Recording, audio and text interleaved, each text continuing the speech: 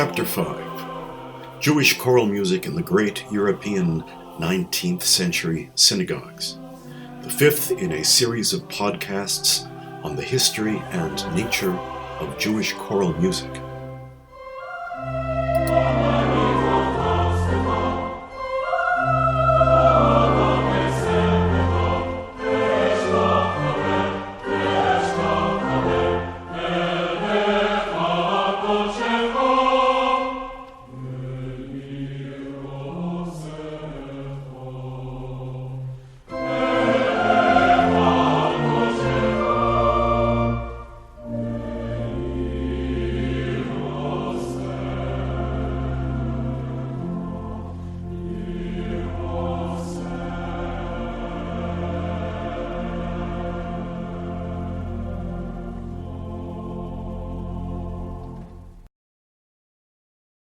And now to Paris, where Samuel Naumburg, descendant of a long line of cantors, officiated in the synagogue of the Rue Notre-Dame de Nazareth.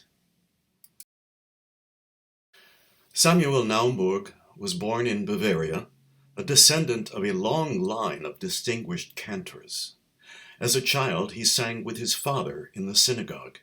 He subsequently held positions at synagogues in Besançon and Strasbourg and Munich. In Munich, he worked with the synagogue's progressive choirmaster Meyer Kohn and studied music theory and composition with Kapellmeister Georg Vincent Roeder.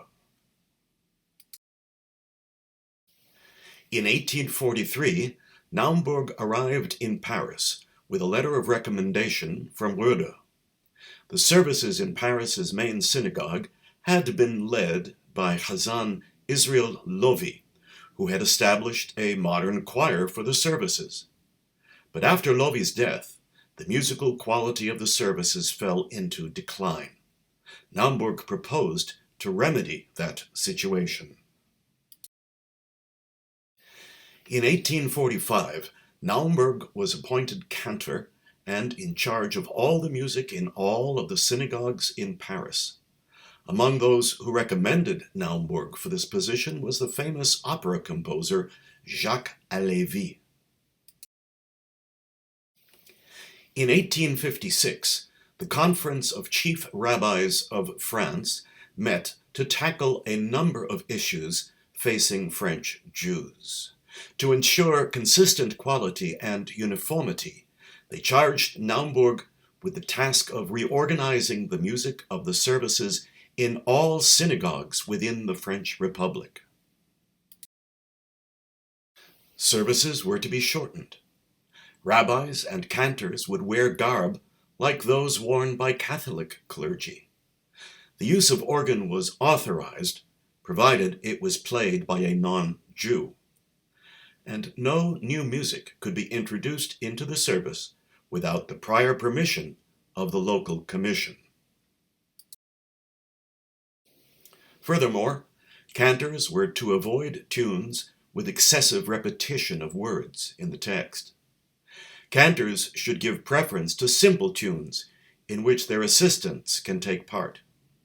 And cantors should desist from using excessive ornamental melismas and any other mannerisms that might prolong the service. As part of this effort, Naumburg composed new music for the services, and he also collected and commissioned compositions by several of his contemporaries, including Jacques Halévy and Charles-Valentin Alcan. His liturgical compendium of music for the entire year, set for cantor and choir composed of boys and men, with and without organ accompaniment, was published in several volumes. Chant liturgical des grandes fêtes in 1847, Zimirot Yisrael in 1864, and Shirei Kodesh in 1864. Naumburg wrote, "Throughout the ages, singing has always been considered the most powerful aid to prayer.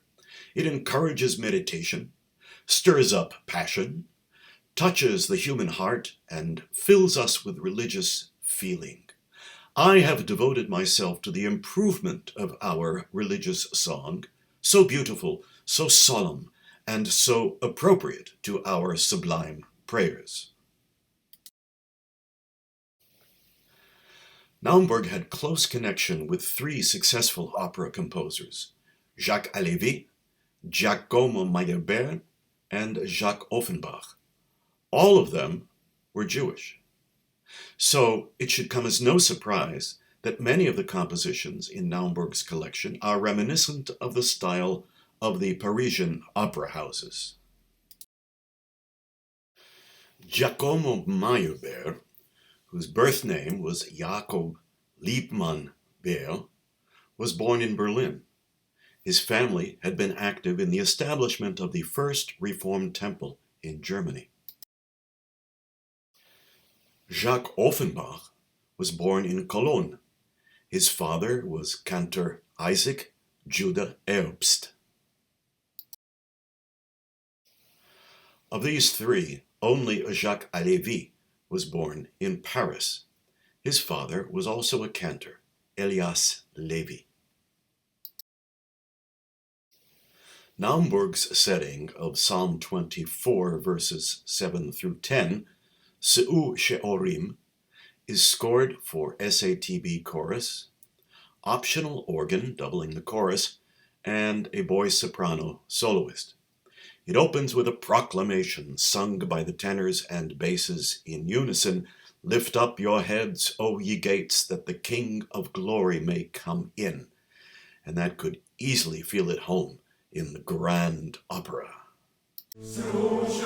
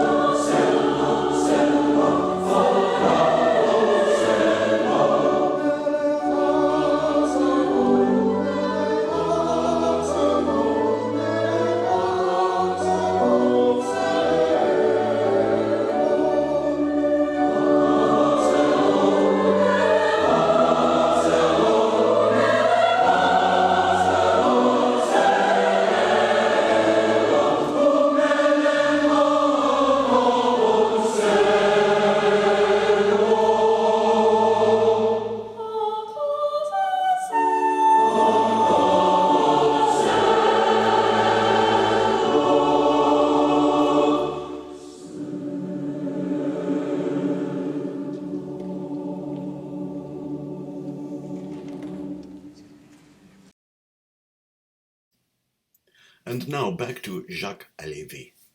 He grew up in an observant Jewish household. His father was the cantor Eli Halfon Halévy, who also served as secretary of the Jewish community of Paris and was a writer and teacher of Hebrew. Halévy was also a child prodigy, entering the Paris Conservatory at the age of 9, an institution where he later served as a teacher of composition.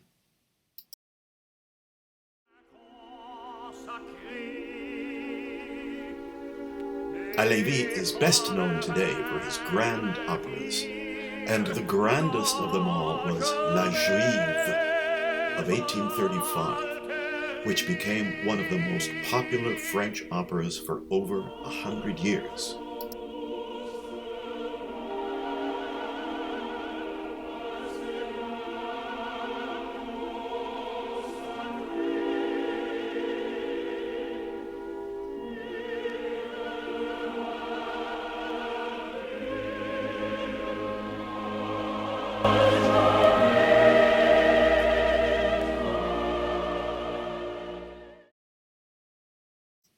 Jacques Halévy composed Min HaMeitzar for his father's synagogue. According to some sources, he composed this setting when he was just 18 years old. The text from Psalm 118 is performed as part of the Hallel service on joyous festivals. But it begins with the words Min HaMeitzar. From a constricted place I called out to God, and God answered me with openness. The opening melodic phrase, sung by the men in unison, starts from a constricted place. It's low, it's soft or weak, it's in a minor key. It reaches up in the most plaintive dissonant interval, the tritone, which for centuries had been associated in European music with the concept of suffering. And then we hear God's answer descending from heaven.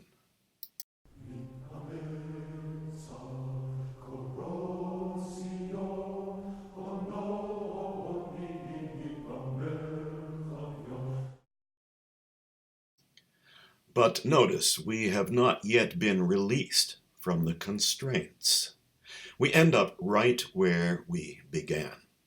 But when the entire congregation, that is, the full choir, repeats that phrase, this time it opens up to the relative major key in full strength.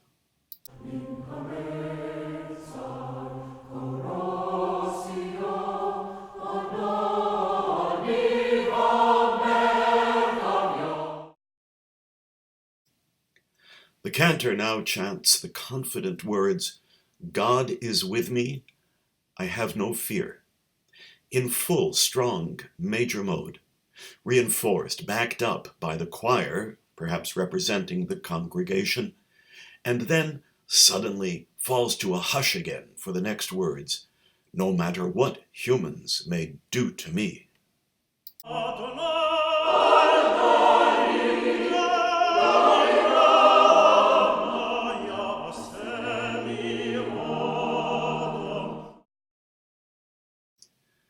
Then, for the words, all the nations have surrounded me, the composer brings back the troubling music of the opening. Notice, though, that there is a certain feeling of resolve in this music. It's almost as if we are marching forward in the face of the enemy. Indeed, hear how it resolves.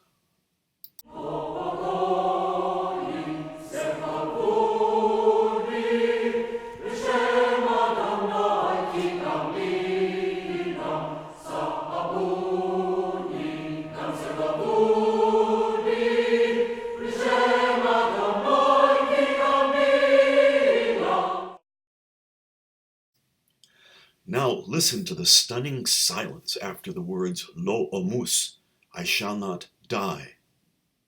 Then the diminished seventh chord is repeated on the words Yasor Yisrani Yah, God has chastened me, followed by another silence, and then the dissonant note F sharp, and remember that was the tritone note representing suffering that we heard in the very beginning, which resolves to the G, preparing us for a joyous finale, which will switch from C minor to C major.